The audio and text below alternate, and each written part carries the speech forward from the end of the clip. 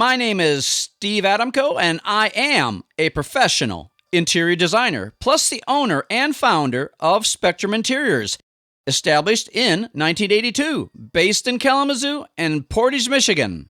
So, I'm going to be starting out with a topic that will set the tone and help initialize things here a bit.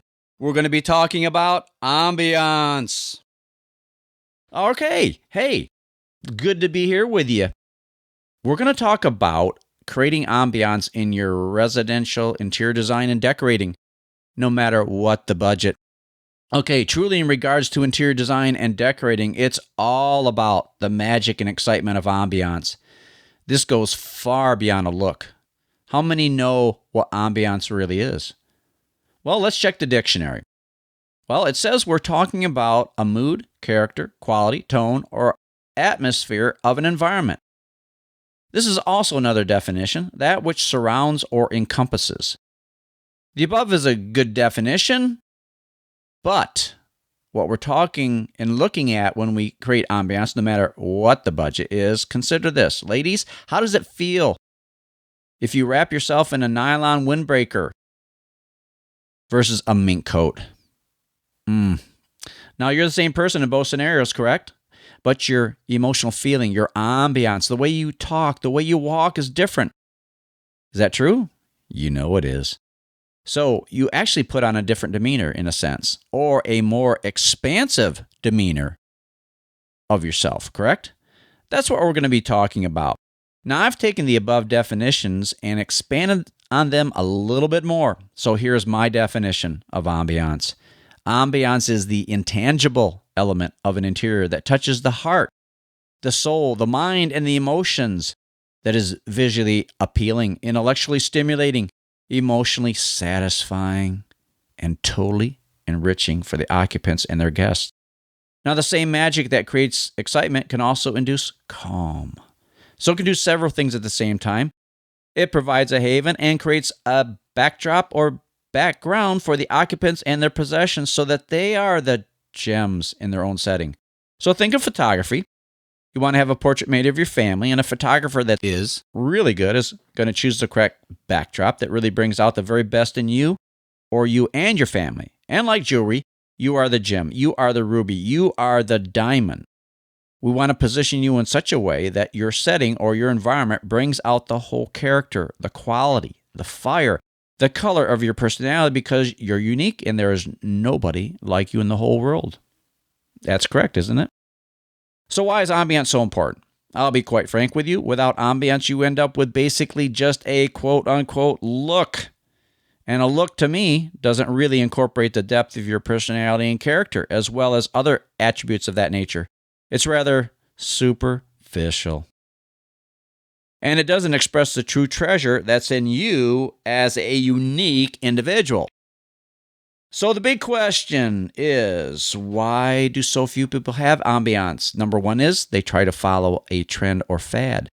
Now, both of those things come and go, so it's very easy to get locked into a time warp eventually, just like a time capsule. It can get outdated at a certain point if you don't handle things correctly. And quite frankly, a lot of things that are perpetuated out there in the furniture and furnishings industry, or even in the fashion and clothing world, are there to perpetuate the idea of constant change so as to keep up the selling. In other words, they want to keep selling you more. Nothing wrong with that, but it's typically done to create in you a continual state of dissatisfaction. But everybody knows that there are certain things that you look best in, certain cuts of clothing that you look best in. If that doesn't happen to be the fad or trend at the time, then where are you? The fad is not your friend. There should be enough, and there is enough, literally, in the world today that it shouldn't really matter what the current fad or trend is, especially if it's unappealing, unflattering, or inappropriate for you. Anybody can look outside and see the beauty of nature throughout all the seasons, summer, winter, fall, and spring. But is there a fad for this color or that color in nature? Do you ever hear that red roses are in this year and next year they won't be? Isn't that kind of interesting to contemplate that thought? Very often people try to take what they've seen in magazines without a full understanding of, how does this really mesh with my personality? How does this mesh with where I live geographically? How does this mesh with my architecture, the type of home I have, or the lifestyle that I live? So knowing yourself is a very, very important first step. So now that we know what ambiance is, and it's a mood, character, quality, tone, atmosphere, particularly of an environment, it is the intangible element that you experience that makes a room seem magical. Creating ambiance is more than creating a quote-unquote look. It goes way beyond that. Many looks just seem to be superficial. Actually, they are superficial, and they lack the depth and draw power that a room with real substance has. It is very much like a person who has depth of personality. They may look beautiful or handsome, but they also have personality plus. Some of them aren't even beautiful or handsome, but they have personality plus. So the more you get to know them, the more you want to know them, and the things about them that make them so unique and memorable. They draw you in, they vitalize you, they invigorate you. Isn't that the way you want your home or room to be described? I hope so.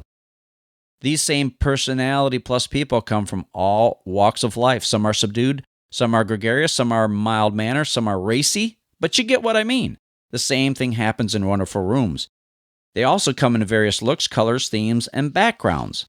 But rooms of excellence have ambiance regardless of the degree of formality or informality. The first step to obtaining ambiance is to define it. Not just the dictionary version, but your version.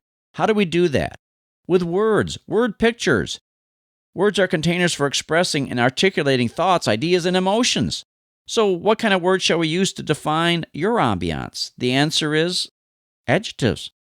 We'll use adjectives to define our objective. Adjectives will give form and substance to the intangible aspect of ambiance. This is particularly helpful for those who don't have the ability to visualize well. So I asked the client to answer this question by describing or explaining to me, what do you want this room or home to feel like? The usual response is this: I want my home to feel cozy and comfortable. Can you see the necessity of getting beyond that definition and the need to go much deeper so that you can have the kind of ambiance that is the unique expression of you and not like so many others who have not taken the time to get below the surface issues? My next question is to ask, what does cozy and comfortable mean to you? How do you define that? At this point, many say, well, I just never thought about it. Or, gosh, I've never thought about it that deeply before. Bingo! That's why they have never experienced any ambiance in their home or homes their whole life. Now is the time to change all of that and get you to experiencing your environment on a much higher level and in a much deeper way. Now, I'm telling you all this to stimulate your own mind so that it enables you to dig deeper into being able to express your true self in your own environment. And that's what I'm all about. All my designs are personally tailored to each and every client, with the result being orchestrated with the desired ambiance that is seen, felt, understood, and experienced. So I work in a broad range and spectrum of residential and commercial design, as well as furniture and lighting design. For those people who really can't afford the services of an interior designer such as myself, I also offer teleseminars, webinars, and seminars. So that's a way to get things on the right kind of plane. All right. Thank you to everybody that tuned in. I hope you really enjoyed it. Folks, have a good one today. I'll tell you what, it's always better to be of excellence than average or mediocre. Who wants to be average or mediocre? Nobody wants that. So let's step up to the plate. Let's not get pulled in by things that are not of excellence, whether you see it on TV or HGTV. That doesn't mean it's the best out there. So let's wake up and smell the coffee, okay? All right, people, we'll catch you later. Enjoy the rest of this music. Have yourself a wonderful day. You know what I say all the time? Don't do ugly, okay? Don't you do ugly either. There's enough of it out there already. We need to start banishing that and get on the high side of looking good, all right? Enjoy the day as we close out with this bit of music.